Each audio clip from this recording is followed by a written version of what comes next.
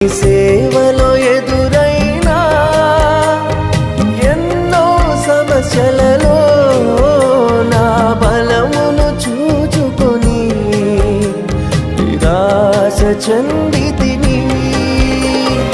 భారమైన ఈ సేవను ఇక చేయలేనని అనుకొనగా, భారమైన ఈ సేవను ఇక చేయలేనని అనుకొనగా, ప్రధాన యాజకుడా యేసు నీ అనుభవాలతో బలపరచితివి.